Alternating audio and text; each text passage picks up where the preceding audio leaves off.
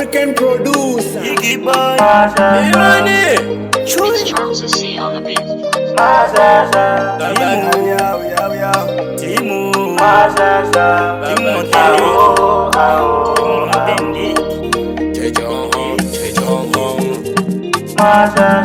Daddy Musica, Chama Mamdere.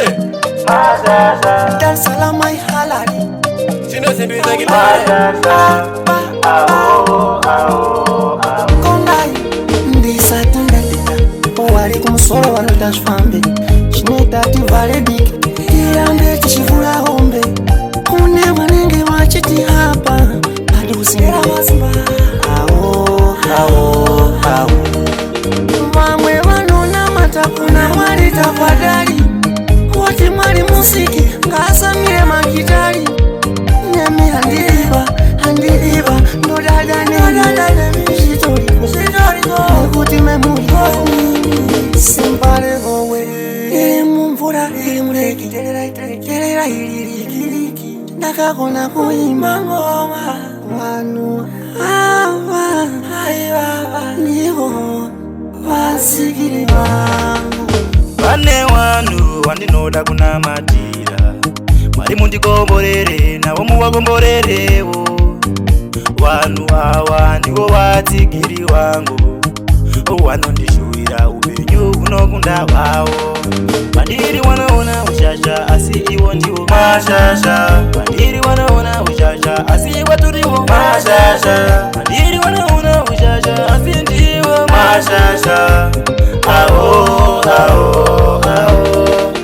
Bandiri wanaona ushasha asi iwo ndiwo mashasha Bandiri wanaona ushasha asi waturiwo mashasha Bandiri wanaona ushasha asi ndiwo mashasha Wakati siya African producer. Dinodona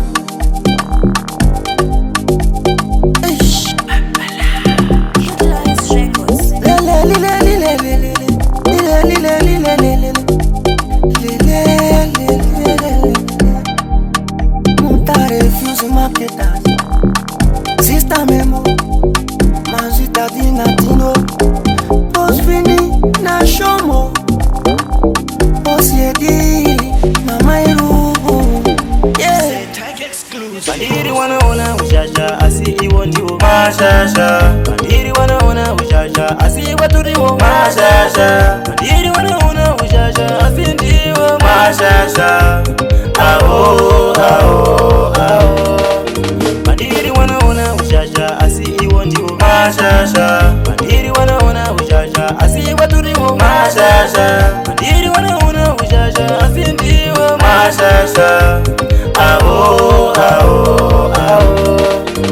Tabiga ngoma rino bow down Do sanga ndi low down Chiro ndi round down Nawa tanyira mufaina Ngoma riri rangu ini ngoma panza ngwini Mwarizi wangu ini ngoma pangu Nilinga wadini jomo Ningo jise kuma faina Iti jiriti mundipe Kuti mapanza sabipe Nabadi nyope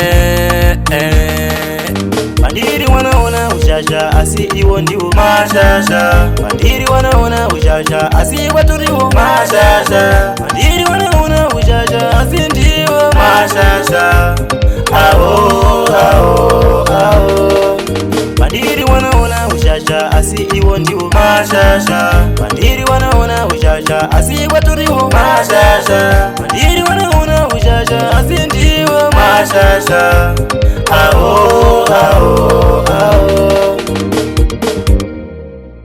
African producer.